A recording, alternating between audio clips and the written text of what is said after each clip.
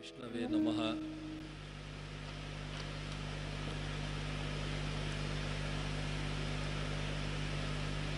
कारण जलाच्या आवरणाला, म्हणजे कारण जलाचं आवरण नाही, आपल्या ब्रह्मांडाचं आवरण, ज्याला विष्णूंचा अंगठा स्पर्श झाल्यामुळे ते अंडकटाह भिन्न झालं, फुटलं, आणि तिकडनं जो पाण्याचा प्रवाह विष्णूंच्या पायाला स्पर्श करून, म्हणजे वामनांच्या पायाला स्पर्श करून आत येऊन स्वर्गाला ज्यांनी पावन केलं,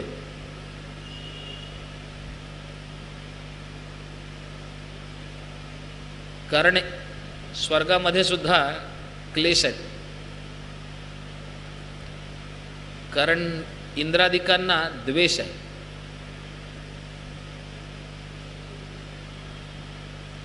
तो त्यांचा स्वभाव आहे। तो तुम्ही जी अपेक्षा करता की देव म्हटल्यानंतर तो सर्व गुण संपन्न असला पाहिजे, तशी त्यांची कोटी नाही आहे, इंद्रादिक देवांची ती कोटी नाही आहे, कारण ते इच्छेने एक इच्छा करून तिथे गेलेले आहेत। इंद्रपदाची इच्छा करून इंद्र तिथे इंद्रपदावर बसलेला असतो। यमनगरी तशी नाही। यमनगरीमध्ये यमराज्य आहे, ते काही यमपदाची इच्छा करत नाहीत की मी यमाच्या पदावर बसावं, पण इंद्रपद तसं नाही। इंद्राने ती इच्छा केली आहे कधीतरी कोणत्या तरी जन्मात की मी इंद्र व्हावं, आणि तो तिथे गेलाय, त्याने त्याची अनुष्ठानं केली, त्याला शतक्रतू म्हणतात इंद्राला, म्हणजे 100 अश्वमेध यज्ञ केल्यानंतर इंद्रपद प्राप्त होतं। तर इंद्रपदाच्या अभिलाषेने त्याने ते 100 यज्ञ केले आणि मग तो इंद्रपदाला गेला। त्यामुळे तिथे अभिनिवेश आहे त्याच्या ठाई, आणि तो पालन करता त्याच्यावर जबाबदारी असल्यामुळे, आणि सत्वरज तमपैकी कोणत्या गुणांचा प्रादुर्भाव त्या स्वर्गलोकात अधिक आहे, त्या रजोगुणाचा आधिक्य असल्यामुळे इंद्रादिक देव तसं जे वागतात ते वागणं हे साहजिक आहे, त्यात त्यांचा दोष आहे असं नाही, पण ते जे वागतात ते रजोगुणाचा आधिक्य असल्यामुळे तसे वागतात। म्हणून स्वर्गामध्ये सुद्धा पवित्रीकरणाची आवश्यकता असते, म्हणून ती गंगा आधी स्वर्गात फिरली आणि नंतर पृथ्वीवरती जो सूर्यवंश, म्हणजे श्राद्धदेव नावाचे एक राजा होता, त्यांचं नाव सत्यव्रत आणि श्राद्धदेव दोन्ही त्याचीच नाव, आणि विवस्वान हे सुद्धा त्याचंच नाव। तो जो राजा होता तो समुद्रामध्ये, म्हणजे नदीकाठी अर्घ्य द्यायला गेलेला असताना तिथे एक मासा आला। तो म्हणाला की मला इथले, मी खूप छोटा मासा आहे, मला ह्या बाकीचे मासे खाऊन टाकतील, मला ह्यांच्यापासून वाचव, म्हणून तो त्याला कमंडलूत घालून घरी घेऊन आला। तो मासा एका रात्रीत एवढा वाढला की कमंडलूत मावेना, म्हणून त्याला गंगाळ्यामध्ये ठेवलं। आता ते तेव्हा काय म्हणत असतील माहिती नाही त्या पात्राला, आपण आता त्याला गंगाळ म्हणतो। गंगाळ त्याला का म्हणतो? ते स्नानासाठी घेण्याचं पात्र आहे। आता छोटं छोटं मिळतं हल्ली, इतकी गंगाळं मिळतात, पण मूळ गंगाळ केवढं असतं ज्याच्यात आपलं स्नान होऊ शकेल, आणि त्या गंगाळ्यात पाणी घेतलं की त्याला हात लावून आपण काय म्हणतो? गंगे च यमुने चैव गोदावरी सरस्वती नर्मदे सिंधू कावेरी जलेस्मिन सन्निधिं कुरु.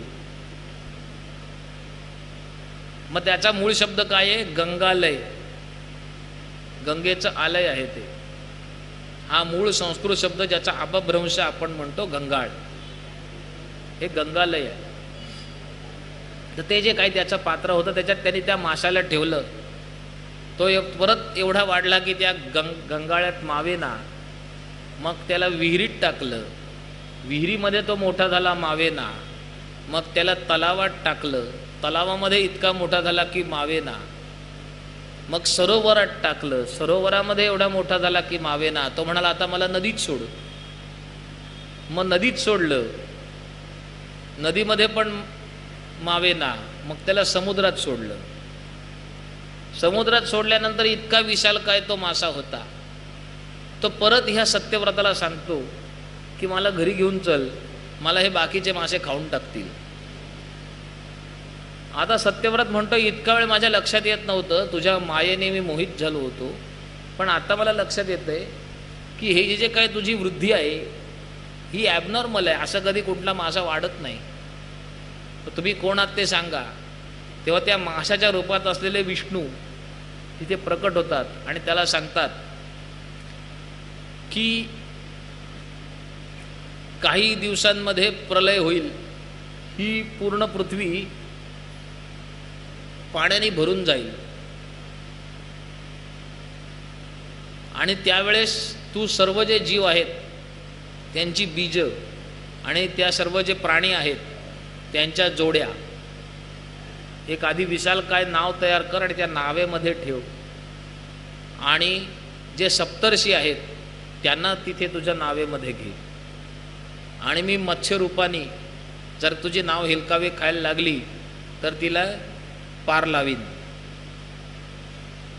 तर त्या सांगण्याप्रमाणे मत्स्य अवताराचा जो उद्देश आहे की जलप्रलयामध्ये हा मनू, श्राद्धदेव मनू, श्राद्धदेव म्हणा, सत्यव्रत म्हणा, विवस्वान म्हणा,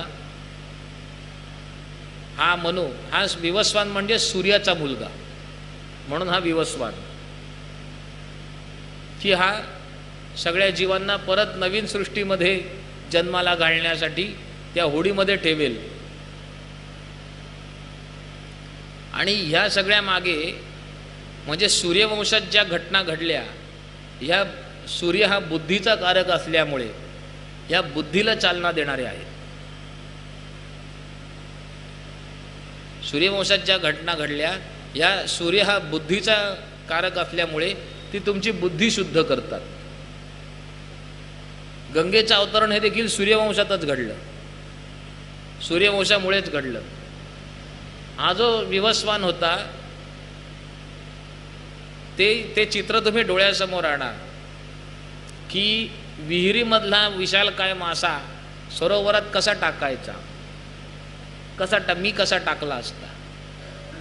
तर समजा दोरखंड बांधून मी त्याला काढला आणि सरोवरापर्यंत नेला, पण सरोवरापासून नदीपर्यंत जायला एवढा अवधी नाही आहे की मी त्या माशाला दोरखंडाने बांधीन आणि तो मरायच्या आत त्याला मी नदीत सोडीन. त्यामुळे मला त्या सरोवरापासून नदीपर्यंत एक कालवा काढायला लागेल आणि तो कालवा काढून त्या कालव्याच्या पाण्यातून मी त्या माशाला नदीत सोडीन. आणि नदीमध्ये तो एवढा वाढला की पात्रात मावेना. नदीचं जेवढं पात्र आहे ह्या तटापासून त्या तटापर्यंत, तर त्याला समुद्रात सोडण्यासाठी मला समुद्रापर्यंत त्या नदीचं इथपासून ते समुद्राला जिथपर्यंत मिळते नदी तिथपर्यंतचं पात्र रुंद करावं लागेल आणि समुद्रापर्यंत ती नदी न्यावी लागेल. तेव्हा तो मासा नदीतनं पोहत पोहत समुद्रापर्यंत जाईल. आणि हे मी का करायला हवं, तर मला जी होडी बनवायला सांगितली आहे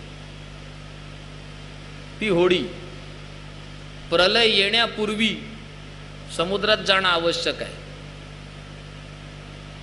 मला जी होडी बनवायला सांगितली आहे ती होडी प्रलय येण्यापूर्वी, प्रलय आल्यानंतर ती जाईलच समुद्रात. सगळीकडे पाणी होईल तर ती तरंगेलच ना. पण ती समुद्रात जाईपर्यंत तिला जे मध्ये अडथळे लागतील त्याने ती फुटण्याची शक्यता आहे. म्हणजे पाण्याखाली काही पर्वतकडे असतील, काही प्रासाद असतील, काही गोपुरं असतील, जे पाण्याने बुडून गेली. पण होडीचा तळ जर का त्याच्या शिखरांना लागला तर होडी भग्न होईल. त्यामुळे प्रलयाचं पाणी वाढण्यापूर्वी माझी होडी समुद्रात गेलेली असली पाहिजे. ती कशी जाईल समुद्रामध्ये? तर जिथे मी बनवली ती समुद्राकाठी तर बनवू शकत नाही. होडी मला माझ्या घराच्या जवळ, म्हणजे माझा जो राजवाडा आहे त्याच्याजवळ जे मोठं मैदान आहे तिथे बनवायला हवी. पण तिथे बनलेली होडी समुद्रात घेऊन जाण्यासाठी जो मार्ग प्रशस्त व्हायला हवा तो मार्ग ह्या मत्स्यानी आपला आकार वाढवून करून दिला. आणि एकदम नाही तर क्रमशः तो आकार वाढवत तो सरोवरातून नदीच्या पात्रात आणि नदीच्या पात्रातून समुद्रापर्यंत. जेव्हा ती सृष्टी परत आली तिकडनं, जेव्हा ते पाणी शांत झालं आणि ते पाणी शांत होईपर्यंत ही जी नाव त्या पाण्यावरती फिरत होती, तेव्हा पुढची सृष्टी कशी वाढवायची ह्याचं ज्ञान भगवंत मत्स्यरूपाने सत्यव्रताला देत होते. ते एकीकडे वासुकीची दोरी करून एक वासुकीचं एक टोक होडीला आणि एक टोक त्या मीनरूपी भगवंत जे आहेत त्यांच्या शिंगाला असं बांधलेलं होतं. आणि त्याची दोरी करून आणि ते मत्स्य त्या होडीला घेऊन चाललेले होते एकीकडे. आणि ते जात असताना ते त्याला ज्ञान देत होते. कोणाला? सत्यव्रताला. म्हणजे वैवस्वत मनु जो आहे, आपण जे मन्वंतराचा पंचांगात उल्लेख करतो, वैवस्वत मन्वंतरे, हे जे मन्वंतर आहे त्या वैवस्वत मनुला ते ज्ञान देत होते. आणि त्यासाठी त्यांनी सप्तर्षींना पण होडीमध्ये बसव असं सांगितलं. कारण मी जे ज्ञान देईन ते तुझ्याच्याने एकट्याच्याने धारण होणार नाही.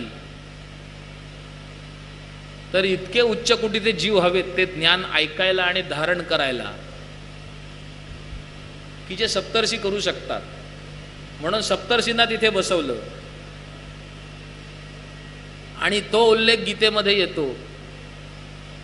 भगवंत अर्जुनाला जेव्हा सांगतात की तुला मी जे ज्ञान देतोय ते मी पूर्वी विवस्वान नावाच्या मनुला दिलं होतं. इमं विवस्वते योगम प्रोक्तवान अहम अव्ययम. विवस्वान मनवे प्राह मनुरिक्ष्वाकवे ब्रवीत. आणि त्या मनुनी इक्ष्वाकुला ते ज्ञान दिलं. आता हा जो इक्ष्वाकू आहे ह्याचा मुलगा सगर. आता ह्या सगराला काय झालं? त्याच्या इक्ष्वाकुला जी मुलं झाली, आधी एक मुलं झाली नाही इक्ष्वाकुला, एकाच पत्नीला मूल झालं. म्हणजे ती गर्भवती राहिली. तर अन्य स्त्रियांना ईर्ष्या झाली म्हणून त्यांनी तिला विष दिलं की हिचा गर्भ पोटातच मरून जाऊ दे. पण तो भगवत कृपा असल्यामुळे तो विषासकट जन्माला आला. म्हणजे विष पोटात घेऊनच जन्माला आला. गर म्हणजे विष आणि सगर म्हणजे विषासकट जन्माला आलेला तो सगर. तो सगर जन्माला आला.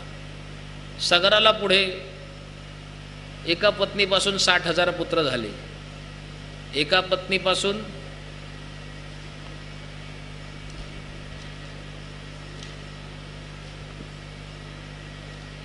अंशुमान झाला.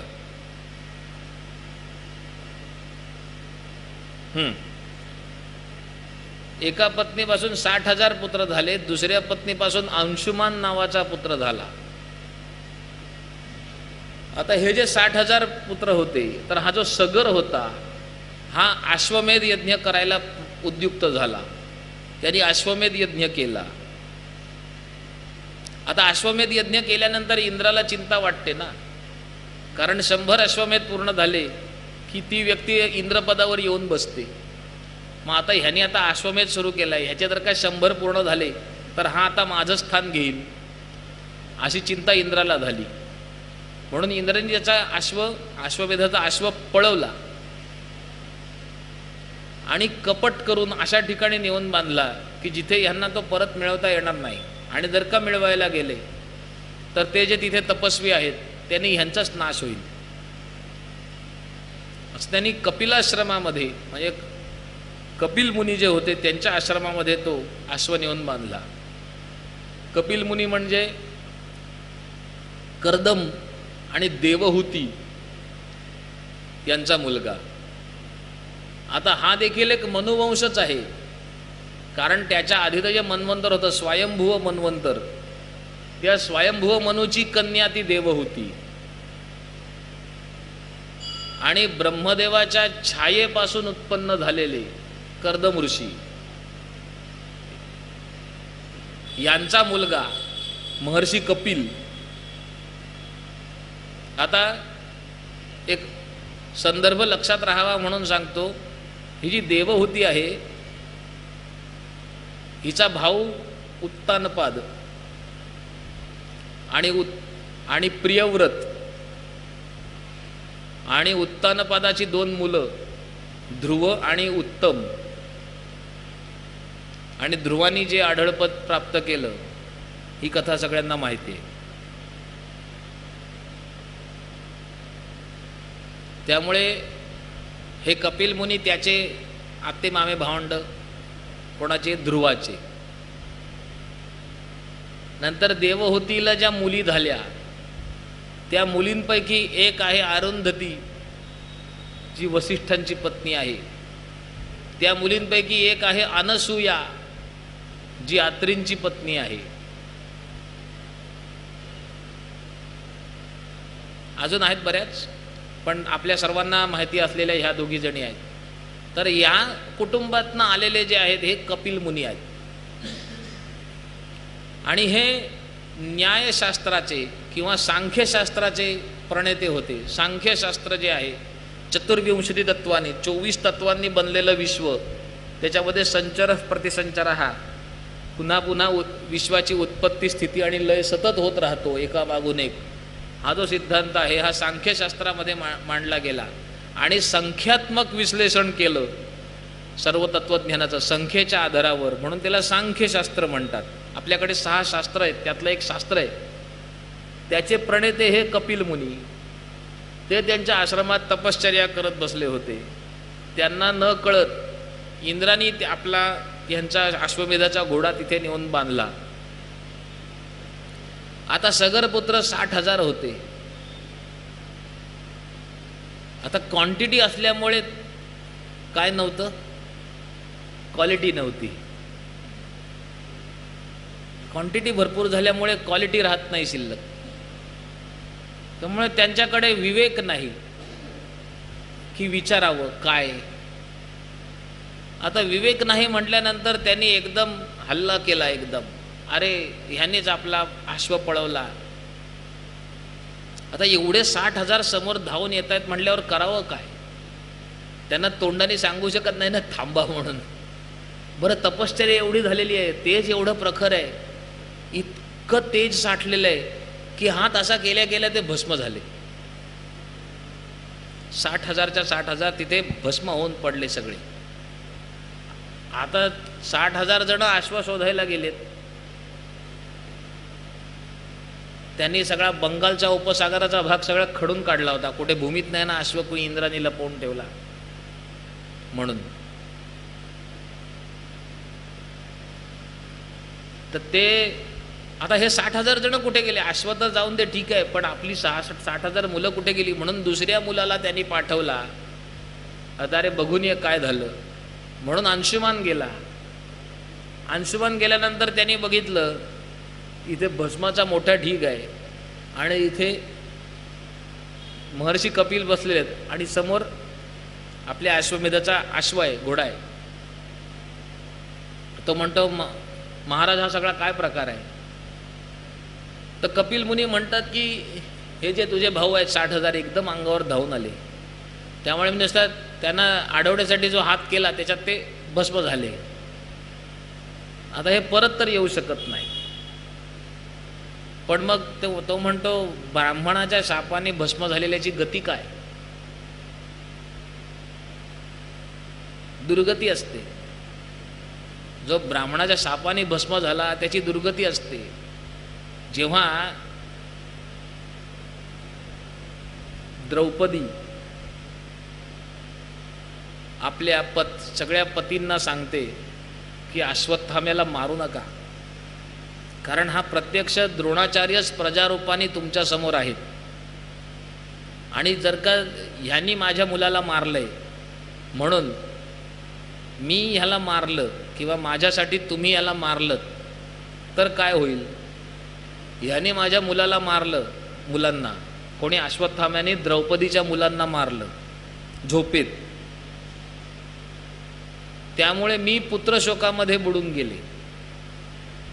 तुम्ही ह्याला मारलं तर ह्याची आई म्हणजे कृपी म्हणजे कृपाचार्यांची बहीण म्हणजे द्रोणाचार्यांची पत्नी, तुम्ही जर अश्वत्थाम्याला मारलं तर ह्याची आई पुत्रशोकामध्ये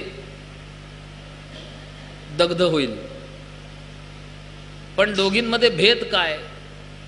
मी क्षत्राणी आहे आणि क्षत्रिय स्त्रिया या विधवा होण्यासाठीच जन्माला आलेल्या असतात.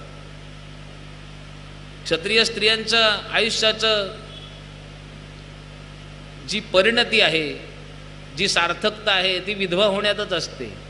कारण आमचे पती युद्धावर जातात आणि वीरगतीला प्राप्त करतात. पण ब्राह्मण स्त्रीसाठी हे चांगलं नाही. ती आधीच विधवा झालेली आहेच, त्यात ती जर का पुत्रशोकात होरपळली, माझ्या पुत्रशोकाने माझ्या शोकाग्नीने काय होईल? जास्तीत जास्त मीच होरपळीन. पण ब्राह्मणीच्या शोकाग्नीमध्ये संपूर्ण कुरुकुळ नष्ट होऊन जाईल. त्यामुळे तुम्ही एका ब्राह्मणीला शोकाग्नीमध्ये टाकू नका.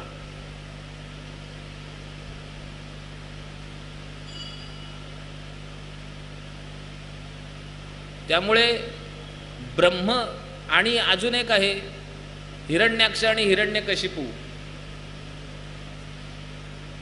जेव्हा धारण होतात गर्भामध्ये त्याच्या आधी काय होतं? त्याच्या आधी असा प्रसंग आहे की दिती आणि कश्यप, आता ते तर जय विजय आहेत दोघेही, की ज्यांना सनकादी मुनींचा शाप मिळालाय की तुम्ही दैत्य योनीमध्ये जन्माला जाल, आणि त्या शापाची पूर्तता करण्यासाठी त्यांना दैत्य म्हणून जन्माला येणं आवश्यक आहे. आणि कुठलाही साधा दैत्य नाही, तर दिती आणि कश्यपांच्या पोटी जन्माला आलं म्हणजे अजेय आणि दुर्धर असे दैत्य म्हणून ते जन्माला येतील. त्याची पूर्ती होण्यासाठी दितीला संध्याकाळच्या वेळेस सहवास करण्याची इच्छा उत्पन्न होते, आणि ती कश्यपांना म्हणते की मला आत्ता सहवास करायचा आहे, मला काही संतती नाही तर मला संततीची इच्छा आहे, आणि तुम्ही आत्ता ह्या क्षणी ती पूर्ण करा. कश्यप म्हणतात ही वेळ योग्य नाही, एक मुहूर्तम प्रतिपालय, एक मुहूर्तभर थांब, 24 मिनटं 25 मिनटं तरी थांब, ही संध्याकाळची वेळ निघून जाऊ दे. ही वेळ तुझ्या दीराची देवर असते. तुझे दीर जे आहेत ना ते ह्या काळामध्ये इथे पृथ्वीवर फिरत असतात. दितीचे दीर म्हणजे महादेव, कारण ते कश्यपांचे भाऊ आहेत. दोघेही प्रजापती आहेत. महादेव सुद्धा प्रजापती आहेत, कश्यप सुद्धा प्रजापती आहेत. कश्यपांचा आणि महादेवांचा जन्म ब्रह्मदेवाच्या भ्रूमध्यातनं झालाय. त्या काळासाठी महादेव सनातन आहेत, महादेव अनादी आहेत, याबद्दल मला काही म्हणायचं नाही. पण जे महादेव तुमच्या आमच्या समोर रुद्ररूपाने विचरण करतात त्या महादेवांचा अवतार, कारण भगवंत अवतार घेत असतात आणि आपल्याला सगळ्यांना विष्णूंच्या अवतारांबद्दल माहिती आहे. पण महादेवांचे निरनिराळ्या प्रकारचे अवतार आहेत. शिवपुराणामध्ये एक महादेवांचे दशावतार आहेत. ते वेगळे. महादेवांचे 11 रुद्रावतार आहेत ते वेगळे. महादेवांचे 28 अवतार आहेत ते वेगळे. आणि महादेवांचे 49 अवतार आहेत ते वेगळे. आणि महादेवांचा पंचब्रह्म अवतार आहे तो वेगळा. तर तसे ब्रह्मदेवांच्या भ्रूमध्यातनं अवतरित झालेले महादेव आणि त्यांच्या मनातून उत्पन्न झालेल्या मरीची इत्यादी जे ऋषी होते त्यांची पुढची संतती म्हणजे कश्यप, म्हणजे ते ब्रह्मदेवाचेच पुत्र झाले. म्हणून ते म्हणतात तुझे दीर आत्ता फिरतात, ही वेळ तुझ्या दीरांची फिरण्याची आहे. आणि दीरांचा काही प्रॉब्लेम नाही, पण त्यांच्या बरोबर जे लोक असतात ते खूप छान नाही आहेत. तुझ्या दीरांचे जे सवंगडी आहेत ना ते खूप छान नाही आहेत. तर ते महादेवच त्यांना सहन करू शकतात आणि महादेवच त्यांना नियंत्रित करू शकतात. पण महादेव त्यांच्या संगतीत राहतात म्हणून सामान्याने त्यांचा संग करू नये. ते म्हणजे कोण? ते सवंगडी कोण? भूतप्रेत. तर ह्या क्षणी हा जो काळ आहे सायंकाळ म्हणजे सूर्यास्त सायान्न ज्याला म्हणतात, हा सहवास करण्याचा नाही. या क्षणी तू सहवासाची इच्छा करू नकोस. पण ती एवढी म्हणजे उद्युक्त झालेली असते की ती त्यांना भाग पाडते तिला जे हवंय ते करण्यासाठी. आणि शास्त्रामध्ये जे सांगितलंय, आज्ञाभंगो नरेंद्राणाम विप्राणाम मानखंडनम पृथक शय्याच नारीणाम अशस्त्र वध उच्यते. जर का राजाचा आज्ञाभंग केला, जर का ब्राह्मणाचा अपमान केला आणि जर का स्त्रीची इच्छा असताना तिला इच्छा असलेली वस्तू दिली नाही, म्हणजे सहवास विशेष करून पृथक शय्या, तर तिला शय्या हवी असताना जर तिला शय्या दिली नाही तर ह्यांचा शस्त्राशिवाय वध केल्यासारखं आहे. त्यामुळे सहवास द्यावा तर पाप लागतं, कारण अवेळी सहवास नाही दिला तर मोठं पाप लागतं, वधाचं पाप लागतं. मग जे विचक्षण असतात ते काय म्हणतात, मोठ्या पापापासून मी बाजूला राहतो, लहान दोष मी स्वीकारतो, मोठा दोष मी टाळू शकतो. म्हणून ते तिला हवी असलेली गोष्ट देतात. आणि ती बरोबर तीच वेळ येते सूर्यास्ताची, ज्या क्षणी आधान होतं. आता ते झाल्यानंतर तिला पश्चात बुद्धी प्राप्त होते आणि ती काय म्हणते की हे खूप चुकीची गोष्ट घडली माझ्याकडून. आता जे जन्माला येतील ते दुर्जन असतील हे निश्चित. ह्या क्षणी सहवास झाल्यानंतर जे मूल जन्माला येईल ते दुर्जनच असेल हे निश्चित. आणि ते त्याच्या दुराचारामुळे ह्या प्रजेला संतप्त करेल, संत्रस्त करेल हे देखील निश्चित. आणि ते दुर्जन ब्राह्मणांना देखील कष्ट देतील हे देखील मला दिसतंय. तर माझी तुमच्याकडे, ती आपल्या पतीला म्हणजे कश्यपांना सांगते की माझी तुमच्याकडे एक प्रार्थना आहे की ह्यांना भगवंताने अवतार घेऊन ह्यांचा नाश करू दे, अशी मी इच्छा करते.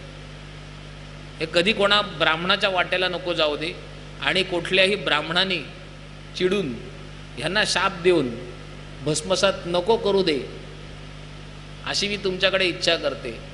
कारण विष्णूंनी जर का ह्यांना मारलं तर ह्यांच्यावर कृपा होईल आणि ह्यांना उत्तम गती प्राप्त होईल.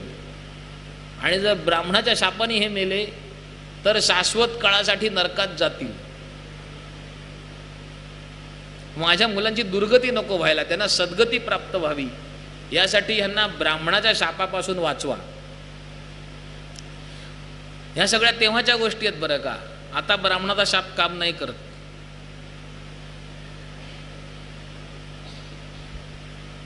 परान्नेन मुखम दग्धम, परान्न खाऊन खाऊन आमचं तोंड जळून गेलेलं आहे. आहेत काही स्वयंपाकी परमपूजनीय ह्या जगामध्ये आहेत की जे स्वतःच्या हाताने बनवलेलंच जेवतात, पण प्रायः आम्ही सगळे परान्न भोगते आहोत. परान्नेन मुखम दग्धम, हस्तौ दग्धौ प्रतिग्रहात, प्रतिग्रह घेऊन घेऊन आमचे हात दग्ध झालेले आहेत. परनार्या मनोदग्धम, परनारीचं चिंतन करून करून, जे ती मानसिक पापांमध्ये जे तिसरं पाप आहे ना, ते जेवढं आमच्याकडून घडतं तेवढं बाकी कोणाकडून घडत असेल असं मला वाटत नाही. मी व्यासपीठावर बसून बोलतो, मला देवतांनी आणि श्रोत्यांनी क्षमा करावी, पण धार्मिक कार्यासाठी आम्हाला यजमानाचा फोन येत नाही. कधी येतो? नाही येत. पत्नीचा फोन येतो.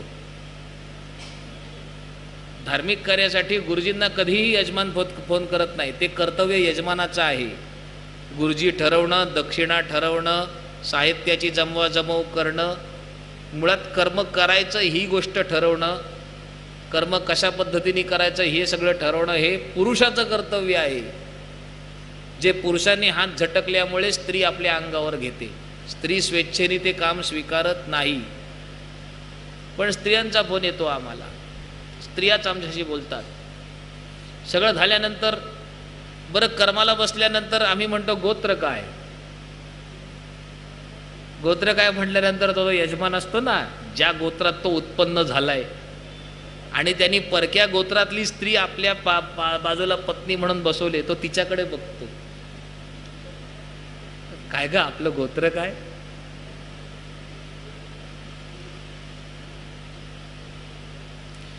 अगदी पुढच्या भावना जरी उत्पन्न नाही झाल्या तरी त्या स्त्रीचं चिंतन डोक्यात राहतं, कारण तीच जास्त संपर्कात असते. म्हणजे स्त्रीचं चिंतन राहतं डोक्यामध्ये, कशाही पद्धतीनं का असे ना. पुरुष जर का संपर्कात राहिला, पुरुषांनीच जर का फोन केले, पुरुषांनीच जर का आमच्याशी सगळ्या इंटरॅक्शन ठेवल्या, यादी घेतली, दक्षिणा विचारली, तर पुरुषाचं चिंतन राहील.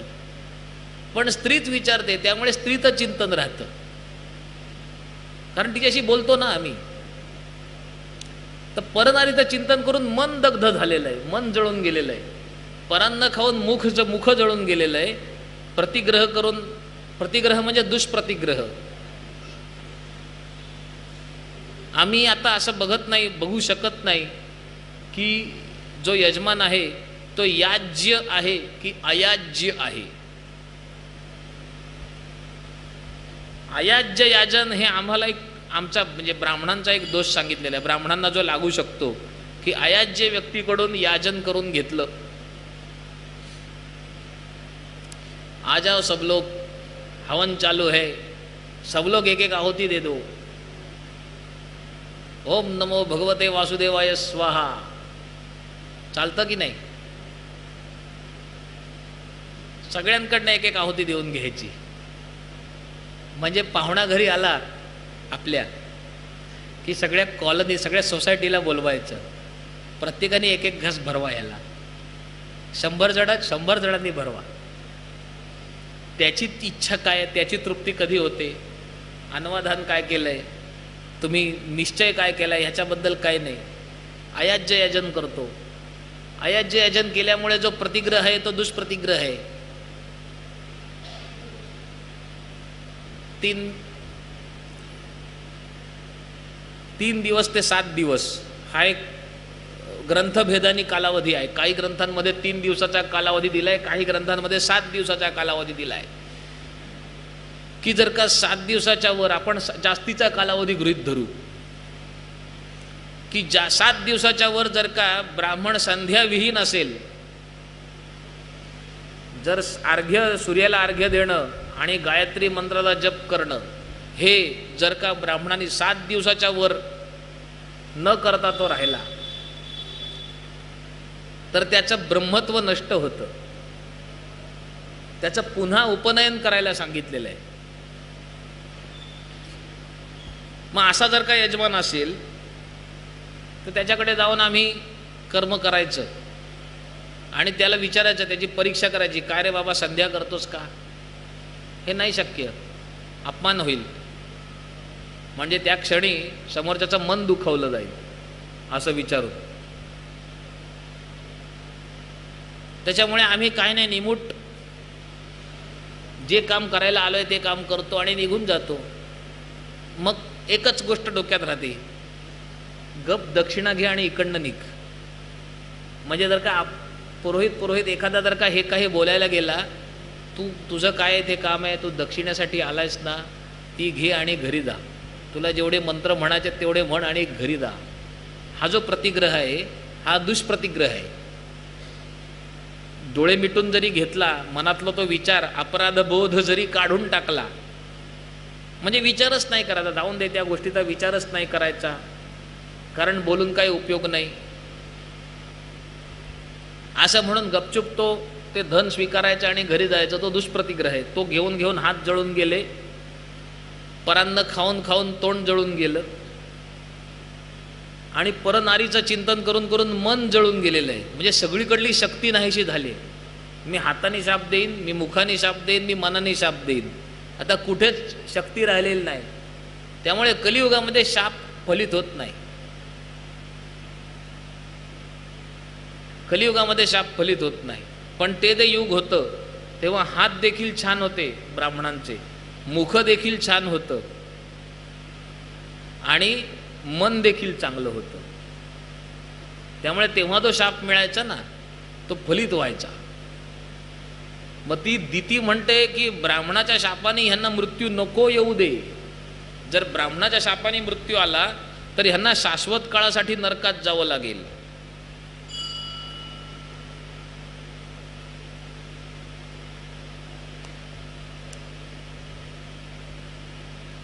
तर तो अंशुमान तो प्रश्न विचारतो की आता ह्यांची गती कशी, ह्यांना ब्राह्मणाच्या शापाने मृत्यू आलेला आहे, तर ह्यांना सद्गती प्राप्ती कशी होईल, आणि 60,000 लोकांचं सांप्रदायिक मी करू कसं?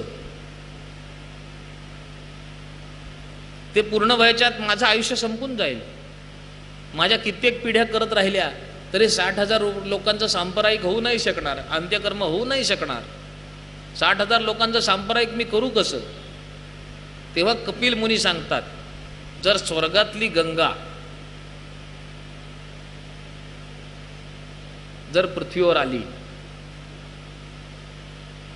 आणि त्या गंगेच्या पाण्यामध्ये हे भस्म विसर्जित झालं, प्रवाहित झालं, तर ह्या सगळ्यांना उत्तम गती प्राप्त होईल. आता जेव्हा महर्षी कपिल हे वाक्य बोलतात तेव्हा ते द्रष्टे आहेत, त्यांना माहिती आहे की ह्या घटनाक्रम होऊ घातलेलाच आहे, काही करून ही घटना घडणारच आहे. म्हणजे काहीतरी अशक्य गोष्टी सांगतात ना, अशा पद्धतीच्या अशक्य गोष्टी त्यांनी नाही सांगितलेल्या. त्यांनी खरोखर शक्य दिसणाऱ्या गोष्टी, त्यांच्या अंतश्चक्षुला ज्या गोष्टी शक्य दिसत होत्या त्याचाच उल्लेख केला की हे होऊ शकतं, हे त्यांना दिसतंय म्हणून त्याने ते सांगितलं. पण कष्टसाध्य आहे, सहज साध्य नाही, हे थोडं कष्टसाध्य आहे. म्हणून ते काय बोलले, ह्या गंगेमध्ये ह्यांच्या जर का भस्म जर का प्रवाहित झालं तर ह्यांना सद्गती मिळेल.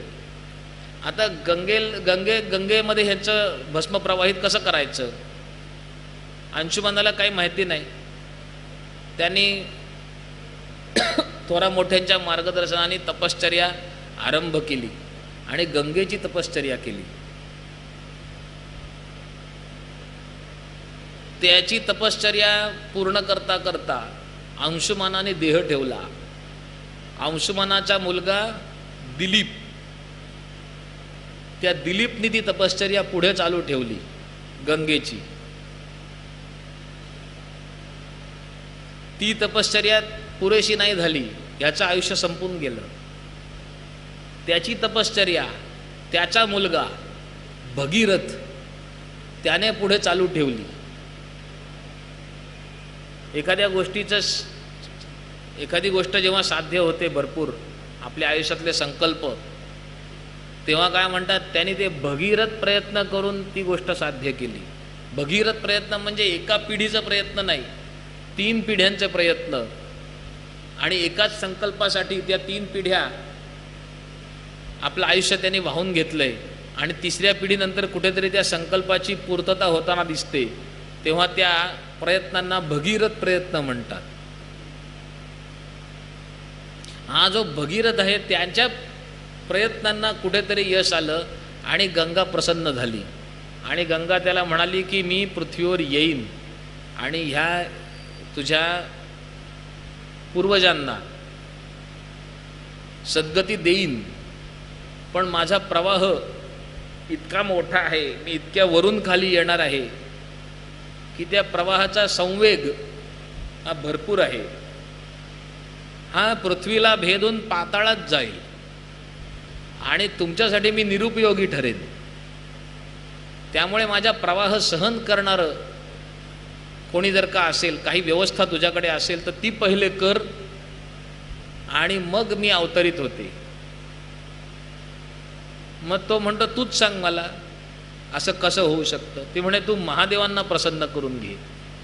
महादेव एकच असे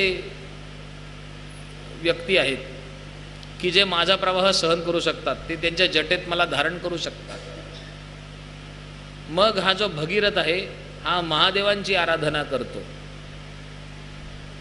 आणि महादेवांना प्रसन्न करून घेतो. आणि आता महादेव आशुतोष आहेत. आशुतोष म्हणजे अल्प अवधीमध्ये प्रसन्न होणारे, अल्प प्रयत्नांमध्ये प्रसन्न होणारे. तुमच्यामध्ये इथे कोणी प्रदोष व्रत कधी केलेले असतील त्यांना तो अनुभव असेल. प्रदोष व्रत करायची सुरुवात केली की त्वरित फळ मिळतं. त्वरित एक प्रदोष पूर्ण होतो आणि दुसरा प्रदोष उपस्थित होण्याच्या आत इच्छित वस्तू मिळालेली असते. हे मी एकट्याचं नाही, मी बऱ्याच ठिकाणी बघितलंय. प्रदोष व्रत करायला सुरुवात केली कारण ते महादेवांचं आवडतं व्रत आहे. प्रदोष व्रत करायला सुरुवात केली की त्वरित फलप्राप्ती होते, त्वरित. किंवा 16 सोमवार करणारे तर असतीलच.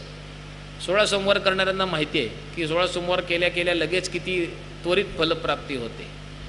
त्यामुळे महादेवांना प्रसन्न करण्यासाठी 3 पिढ्या जाण्याची काही आवश्यकता नव्हती. ह्याला अल्पावधीमध्ये महादेव त्याला प्रसन्न झाले आणि आपली मागणी त्यांनी महादेवांना सांगितली की गंगा अवतरित होईल तर तिचा प्रवाह तुम्ही सांभाळा आणि तिला कपिलाश्रमाच्या दिशेने प्रवाहित करा. महादेव मान्य झाले आणि त्या गंगेचं जे अवतरण झालं पृथ्वीवर ते सांगितले. ज्येष्ठे मासी सीते पक्षे दशम्यां बुध हस्तयोः व्यतिपाते गरानंदे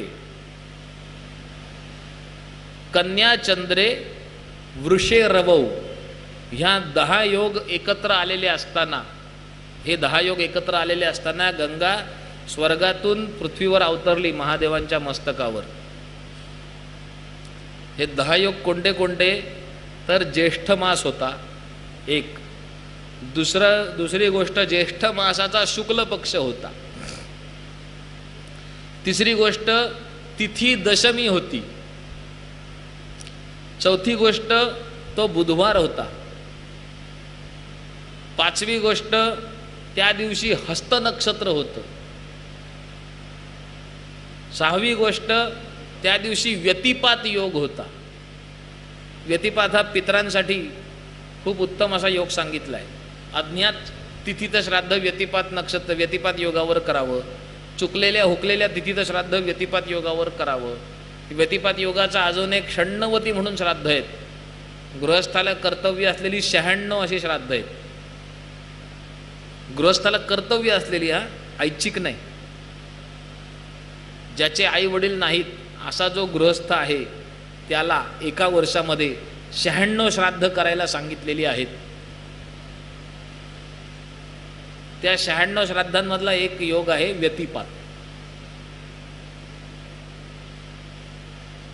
तर व्यतिपात योग होता जो पितृमुक्तीसाठी उत्तम होता.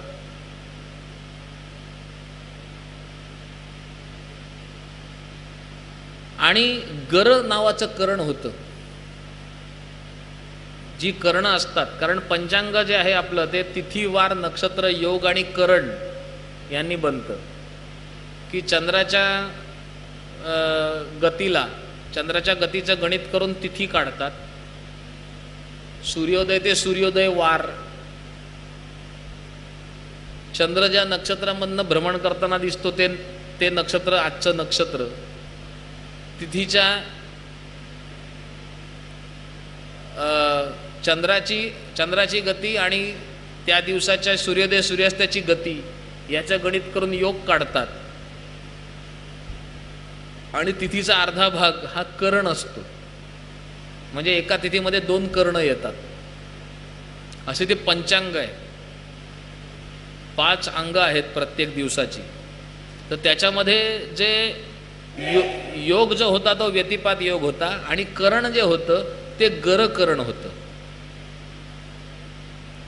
आणि पुन्हा त्याच्यामध्ये असं म्हटलंय की गरानंदे म्हणजे गरकरणाबरोबर आनंद नावाचा एक विशेष योग देखील त्या दिवशी तयार झाला होता. तो आनंद योग कसा तयार होतो, तर बुधवार, हस्त नक्षत्र आणि गरकरण ह्या 3 गोष्टी जर का एकाच दिवशी जर का आल्या तर आनंद नावाचा देखील एक महायोग, दुर्मिळ योग तयार होतो. तो देखील त्या दिवशी मिळाला होता. म्हणून गरानंदे असं म्हटलेलं आहे. म्हणजे गर आणि आनंद असे दोन्ही योग त्या दिवशी प्राप्त झाले. गरानंदे कन्या चंद्रे, चंद्र कन्या राशीत होता आणि वृषे रवौ आणि सूर्य हा वृषभ राशीत होता. हे 10 योग एकत्र आलेले असताना गंगेने पृथ्वीवर अवतार घेतला. म्हणून ती दशपापहरा अशी तिची ख्याती झाली. ती 10 प्रकारच्या पापांचा नाश करणारी म्हणून प्रसिद्ध झाली. तिने सगर पुत्रांची पापं तर नष्ट केलीच, पण त्यानंतर देखील ती अजून देखील आपली पापं नष्ट करतेच आहे. आणि जशी भगवद्गीता तशी गंगा, की ती भगवद्गीता प्रकट झाली अर्जुनासाठी, पण ती अजून देखील आपल्याला आपल्या सांसारिक पेचांमधून बाहेर काढतेच. तशी तिने अर्जुनाला बाहेर काढलं होतं, तशी ती आपल्याला देखील बाहेर काढते. तशी गंगा आहे. तिने सगरपुत्रांना तर मुक्ती दिलीच, पण अजून देखील तिचा प्रवाह आहे आणि तो आपल्या पूर्वजांना मुक्ती देतो. तिथे जाऊन अस्थि विसर्जन केल्या जातात, तिथे जाऊन श्राद्ध केलं जातं, तिथे जाऊन पापनिष्कृतीसाठी प्रार्थना केली जाते. आणि तिथे जाऊन केवळ ह्या सगळ्या गोष्टींव्यतिरिक्त केवळ आनंद प्राप्त करून घेण्यासाठी मनुष्य गंगेजवळ जातो. जशी तुमच्या सर्वांसाठी नर्मदा आहे. नर्मदेमध्ये तुम्ही का जाता? गुरुजी काही कारण नाही, आम्हाला नर्मदेपाशी गेल्यानंतर आनंद वाटतो, त्या व्यतिरिक्त आम्हाला काही इच्छा नाही. तसं गंगेचं आहे. गंगेपाशी गेल्यानंतर, गंगेचा स्पर्श केल्यानंतर जे चैतन्य प्राप्त होतं ते प्राप्त करण्यासाठी मनुष्य तिथे जातो. हे गंगावतरण आपण आज बघितलं. येत्या 5 जूनला जो गंगा दशहरा, गंगा अवतरणाचा जो दिवस आहे, त्या दिवशी हे 10 योग दरवर्षी येतातच असं नाही एकत्र. 20 साली एकदा आले होते आत्ताच्या याच्यामध्ये, पण आता ते तसं प्रत्येक वेळेस येतं असं नाही. आता ह्यावेळेस बुधवार नाही, गुरुवार आहे आणि हस्त नक्षत्र आहे, पण व्यतिपात योग नाही आहे. त्यामुळे गरकरण आहे पण गरानंद योग प्राप्त होत नाही. त्यामुळे 10 पैकी 3 योग ह्यावेळेस नाही मिळत, 7 योग मिळतात. पण ते 10 योग दरवेळेस आले पाहिजेत असं काही विधान नाही आहे. गंगा त्या 10 योगांवरती अवतरित झाल्यामुळे ती 10 प्रकारच्या पापांचा नाश करते. आणि ती केवळ ह्या दशहरा कालावधीमध्येच 10 प्रकारच्या पापांचा नाश करते असं नाही. ती नित्य 10 पापांचा आणि अन्य पण पापांचा नाश करते. पण तिचं अवतरण ह्या 10 दिवसांच्या कालावधीमध्ये झालं म्हणून आपण हा दशहरा व्रत धारण करतो. आपण आज इथे विराम घेऊया. गंगेचं अवतरण आपण आज बघितलं. इथे आपण विराम घेऊया आणि उद्या पुढची पातकं आणि पुढच्या गंगा लहरींचे श्लोक ह्याबद्दल विचार करू. कायेन वाचा मनसेंद्रियैर्वा बुद्ध्यात्मना वा प्रकृती स्वभावात करोमि यद्यत् सकलं परस्मै नारायणायेति समर्पयामि. हरये नमः. हरये नमः.